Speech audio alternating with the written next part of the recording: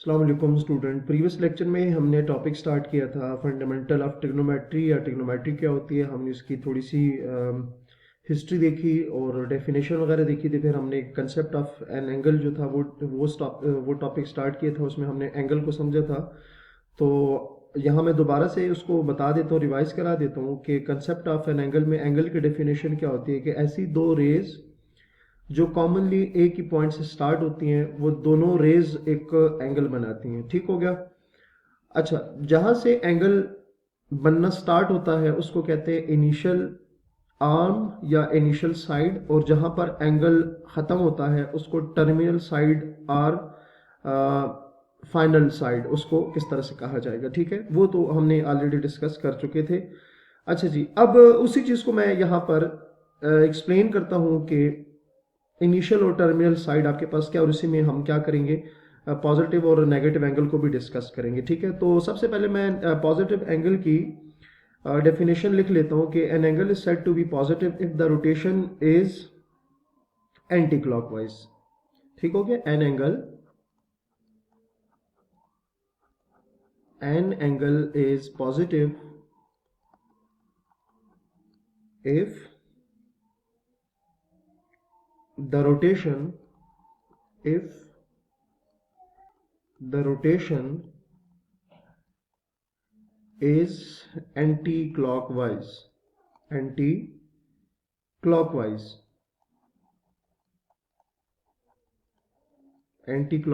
ठीक है, an angle is said to be positive if the rotation is anti-clockwise। ठीक है स्टूडेंट, यहाँ आपके पास दो डायरेक्शन होती है। अगर सपोज करें आपके पास एक वॉच हो, ठीक है।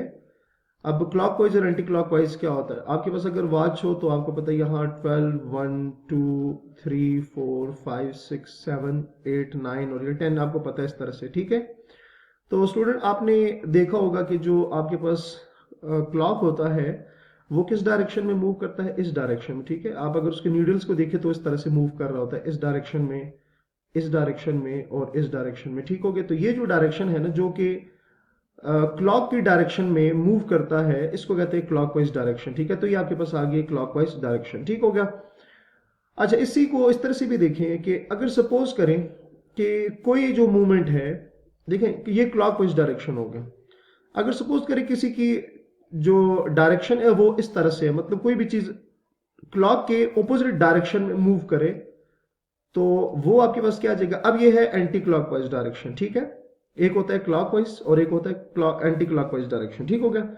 हम बात करें एंटी क्लॉकवाइज की, तो एंटी क्लॉकवाइज क्या होगा, ये देखें क्लॉकवाइज के ऑपोजिट जो डायरेक्शन होती है वो आपके पास क्या होती है, वो आपके पास क्या होगी, वो स्टूडेंट आपके पास होती है एंटी क्लॉकवाइज डायरेक्शन। ठीक है, तो आप यहां लिख भी सकते हैं कि ये जो डायरेक्शन है, ये जहां पर ये जो मूवमेंट है ये बेसिकली है क्लॉकवाइज, ये क्लॉकवाइज डायरेक्शन है। और ये जो आपको नजर आ रही है ये है आपके पास anti clockwise direction, anti clockwise. ठीक है, एंटी क्लॉकवाइज डायरेक्शन है आपके पास। ठीक हो गया। सो आप इस तरह से देख सकते हैं कि क्लॉकवाइज क्या होती है, ऐसी डायरेक्शन जो कि क्लॉक की तरह क्लॉक की डायरेक्शन में मूव करे वो क्लॉकवाइज है, और जो opposite of the clockwise direction move करे उसको क्या कहते हैं, एंटी क्लॉकवाइज डायरेक्शन कहते हैं। ठीक है, सो ये चीज आपको यहाँ से क्लियर हो गई होगी कि क्लॉकवाइज और एंटी क्लॉकवाइज डायरेक्शन क्या होती है। ठीक है। अच्छा, अब आ जाते हैं डेफिनेशन पे कि an angle is positive if the rotation is anti clockwise. ठीक है, रोटेशन देखें कोई भी एंगल है ना, एंगल ड्रॉ करने के लिए अगर आप डेफिनेशन को याद करें तो आपके पास मैंने कहा था कि ऐसी दो रेस जो कॉमनली एक ही पॉइंट से स्टार्ट होती है। तो सपोज करें मैं कहता हूं ये मेरे पास एक रे है। ठीक हो गया, और यहां से सपोज करें मेरे पास ये ओ है, ये है पॉइंट ए है। उसी तरह एक दूसरी रे ले लेते हैं और यहां पर सपोज करें ये बी हो गया। ठीक हो गया, सही है। अच्छा, अब ये आपके पास दो रेज हैं, और अगर आप दोनों रेज को देखें तो ये एक ही सिंगल पॉइंट से स्टार्ट हो रही है और वो पॉइंट क्या है, ओ है। ठीक है। अच्छा, अब यहां पर आपको एक एंगल बनता हुआ नजर आ रहा है ए ओ बी। आप इसको ए ओ बी भी कह सकते हैं और बी ओ ए भी कह सकते हैं। ठीक है, एंगल को नाम देने का तरीका ये होता है कि आप इसको ए ओ बी कह दें या बी ओ ए कह दें। ठीक हो गया, आप इसको नाम दे सकते हैं। ठीक हो गया।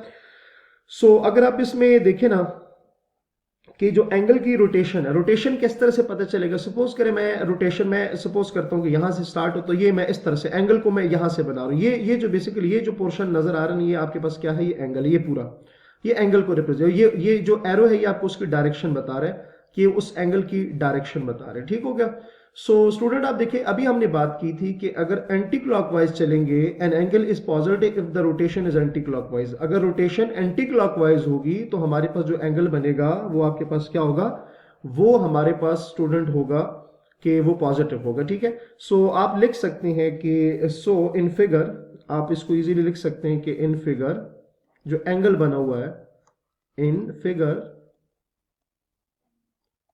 एंगल ए ओ बी, आप मैंने कहा आप ए ओ बी भी कह सकते हैं, बी ओ ए भी कह सकते हैं।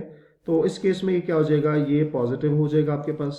ठीक है? तो ये आपके पास इस केस में क्या हो गया? पॉजिटिव हो गया। ठीक हो गया?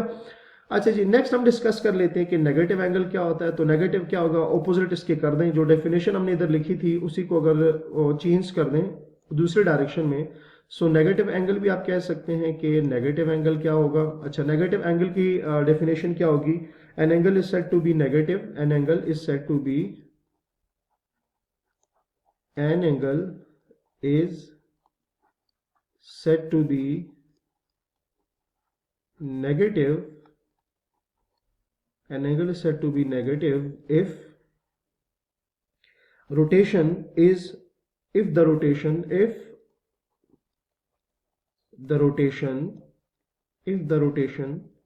is किससे? अगर वो क्लॉकवाइज होगी। ठीक है? अगर वो क्लॉकवाइज डायरेक्शन होगी उसकी, तो क्लॉकवाइज डायरेक्शन में इफ रोटेशन इज क्लॉकवाइज, आप इस तरह से कह सकते हैं, अगर उसकी जो रोटेशन है वो क्लॉकवाइज होगी तो उस केस में जो एंगल बनेगा वो आपके पास क्या बनेगा? वो स्टूडेंट आपके पास बनेगा नेगेटिव। ठीक हो गया? अच्छा, अब इस चीज को एक्सप्लेन करने के लिए अगेन हम एक एंगल ड्रॉ करेंगे। सपोज करिए आपके पास उसी तरह से एक रे आ गई है और ये आपके पास दूसरी रे आ गई है। यहाँ इसको नाम दे देते हैं, सपोज करिए ए हो गया, ओ हो गया, ये सी हो गया और ये आपके पास क्या हो गया? डी हो गया। ठीक हो गया? अच्छा, अब हम इस तरह कहते हैं कि ये जो रोटेशन है ना, इसकी रोटेशन है क्लॉकवाइज, ये डायरेक्शन आपको नजर है क्लॉकवाइज डायरेक्शन है। ठीक है? हमने कहा था कि जो भी इस तरह की डायरेक्शन होगी वो आपके पास क्या होगी? क्लॉकवाइज है, तो ये क्लॉकवाइज डायरेक्शन है। ठीक हो गया? सो इस केस में स्टूडेंट ये आपको जो एंगल नजर आ रहा है कि सी ओ डी, तो ये आपके पास क्या होगा? ये आप देख सकते हैं कि इन फिगर, जो ये आपको फिगर नजर आ रही है इन फिगर, और एंगल ये बेसिकली एंगल का साइन है। ठीक है? ये आपको जो नजर आ रही है एंगल का साइन है सी ओ डी। अगेन आप इसको कह सकते हैं angle C O D is